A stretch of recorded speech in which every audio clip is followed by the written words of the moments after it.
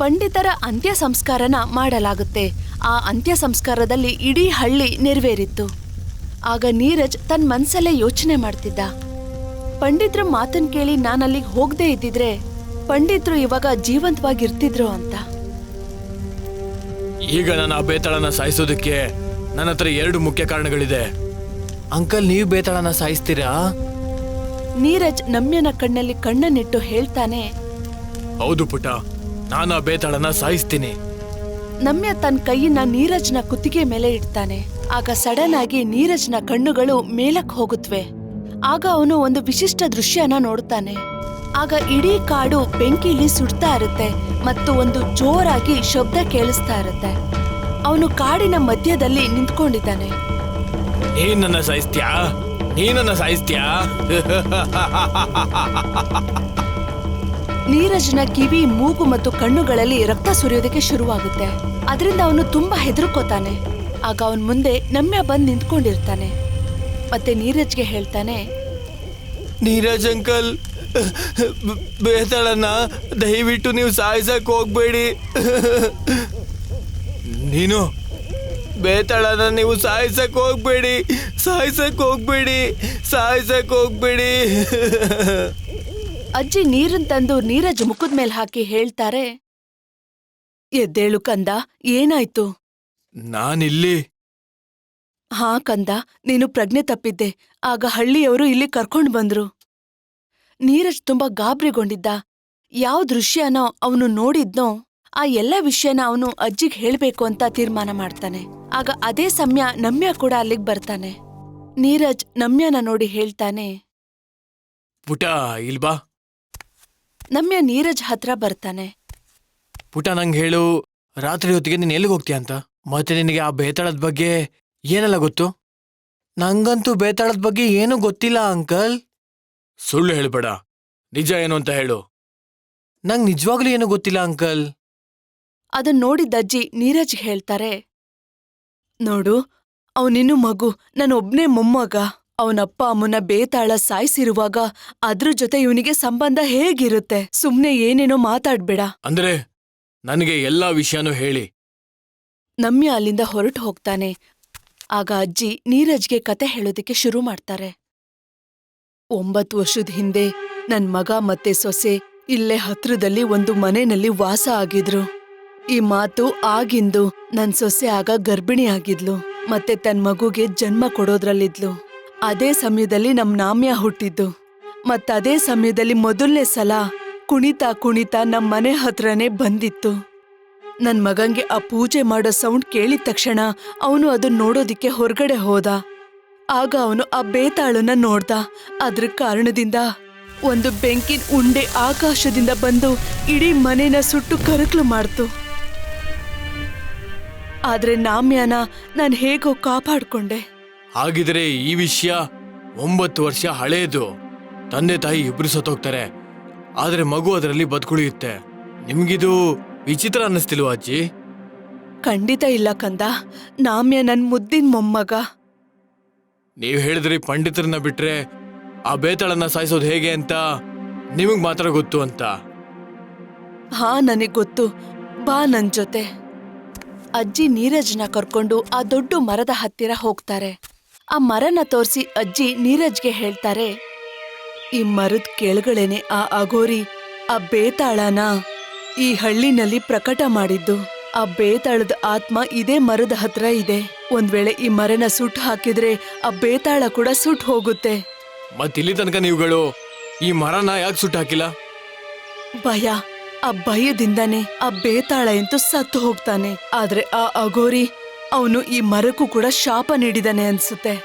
ನಿಮ್ಮಗಳ ಭಯದ ಕಾರಣದಿಂದಾಗಿ ನಾನು ನನ್ನ ತಮ್ಮನ್ ಕಳ್ಕೊಂಡೆ, ಮತ್ತೆ ಪಂಡಿತರು ಕೂಡ ತೀರ್ಕೊಂಡ್ರು. ಈಗ ನಾನು ಆ ಬೇತಾಳನ್ನ ಸುಮ್ಮನೆ ಬಿಡೋದಿಲ್ಲ, ಈ ಮರನ ಸುಟ್ಟಾಕ್ತೀನಿ. ಸರಿ ಕಂದ, ನಿನಗೆ ಹೇಗ ಅನ್ಸುತ್ತೋ ಅದೇ ರೀತಿ ಮಾಡು. ಅಜ್ಜಿ ತನ್ನ ಮನೆಗೆ ವಾಪಸ್ ಹೋಗ್ತಾರೆ. ಮತ್ತೆ ನೀರಜ್ ಒಂದು ಅಂಗಡಿಯಿಂದ ಸೀಮೆ ಎಣ್ಣೆ ತಂದು ಆ ಮರದ ಬುಡಕ್ಕೆ ಸುರಿತಾನೆ. ಅವನು ಸೀಮೆ ಎಣ್ಣೆ ಹಾಕಿದ ತಕ್ಷಣ ತನ್ನ ಜೇಬಿಂದ ಮ್ಯಾಚ್ ಬಾಕ್ಸ್ ನ ತಗೋತಾನೆ. ಮ್ಯಾಚಸ್ ತಗೋತಿದ್ದಾಗೇನೆ ಅವನ ಹಿಂದೆ ಅಘೋರಿ ಬಂದು ನಿಂತ್ಕೊಂಡಿರ್ತಾನೆ. ಅವನ್ ಕಣ್ಣು ತುಂಬಾ ಕೆಂಪಗಿತ್ತು. ಅವನು ನೀರಜ್ಗೆ ಹೇಳ್ತಾನೆ, ಯಾಕ್ ನೀನ್ ನನ್ ಮನೆನ ಸುಟ್ಟಾಕ್ಬೇಕು ಅಂತಿದ್ಯಾ? ಯಾರ್ ನೀನು? ಅವನ್ ಮಾತನ್ ಕೇಳಿದ ನೀರಜ್ ಅಲ್ಲೇ ಸ್ತಬ್ಧವಾಗಿ ನಿಂತ್ಕೋತಾನೆ.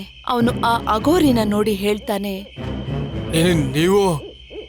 ಹಾ, ನಾನೇ ಅಘೋರಿ. ಅದೇ ಅಘೋರಿ ಯಾರು ಬೇತಾಳನ್ನ ಇಲ್ಲಿ ಪ್ರಕಟಗೊಳಿಸಿದ್ರು. ಒಂದ್ ಕಡೆ ಅಘೋರಿ ಮತ್ತೆ ನೀರಜ್ ಮತ್ತೆ ಇನ್ನೊಂದ್ ಕಡೆ ಅಜ್ಜಿ ಅವ್ರ ಮನೆಗೆ ತಲುಪ್ತಾರೆ. ಆದ್ರೆ ಅವರಿಗೆ ನಮ್ಯ ಅಲ್ಲಿ ಕಾಣಿಸ್ಕೊಳ್ಳೋದಿಲ್ಲ. ಅಯ್ಯೋ, ನಾನು ಏನ್ ಮಾಡ್ಲಿ ಈ ಹುಡುಗಂಗೆ? ಯಾವಾಗ್ಲೂ ಎಲ್ಲಾದ್ರೂ ಹೋಗ್ತಾನೆ. ಅಜ್ಜಿ ತನ್ನಷ್ಟಕ್ ತಾನು ಮಾತಾಡೋ ಅಷ್ಟ್ರಲ್ಲೇ ಆ ಪೂಜೆ ಶಬ್ದ ಅವರಿಗೆ ಕೇಳುತ್ತೆ. ಮತ್ತೆ 4 ಜನ ಪಲ್ಲಕ್ಕೆ ಹೊತ್ಕೊಂಡು ಅಲ್ಲಿಗೆ ಬರ್ತಾರೆ. ಅಜ್ಜಿ ನೋಡ್ತಾರೆ, ಅಲ್ಲಿ ಎದುರುಗಡೆ ನಮ್ಯ ನಿಂತ್ಕೊಂಡಿರ್ತಾನೆ. ಅಜ್ಜಿ ನಮ್ಯನ ನೋಡಿ ಹೇಳ್ತಾರೆ, ನಮ್ಯ, ಕಂದ ಬೇಗ ಬಾ ಈ ಕಡೆ. ನಮ್ಯನ ಕಣ್ಣುಗಳು ಕೆಂಪಗಾಗಿದ್ವು. ಮತ್ತೆ ಅವನು ದಪ್ಪ ಧ್ವನಿಯಿಂದ ಅಜ್ಜಿಗೆ ಹೇಳ್ತಾನೆ, ಯಾಕಜ್ಜಿ ಹೇಳಿ, ನೀವು ಆ ಮನುಷ್ಯನ್ಗೆ ಆ ಮರದ ಬಗ್ಗೆ ಯಾಕೆ ಹೇಳಿದ್ರಿ? ಏನಾಯ್ತು ಕಂದ?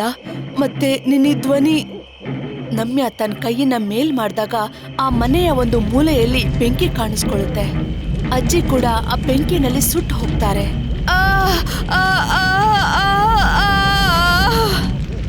ನಮ್ಯ ಬೇತಾಳನಾಗಿ ಬದಲಾಗ್ತಾನೆ. ಅಜ್ಜಿ ಸಾಯೋಕ್ಕೂ ಮುಂಚೆ ಅವನನ್ನ ಒಮ್ಮೆ ನೋಡ್ತಾರೆ. ಅಜ್ಜಿ ಕಣ್ಣಲ್ಲಿ ತುಂಬಾ ನಿರಾಶೆ ಇತ್ತು. ಇದುವರೆಗೂ ಎಷ್ಟು ಜನ ಸತ್ತಿದರೋ ಅದಕ್ಕೆ ಇವನೇ ಕಾರಣ ಆಗಿದ್ದ.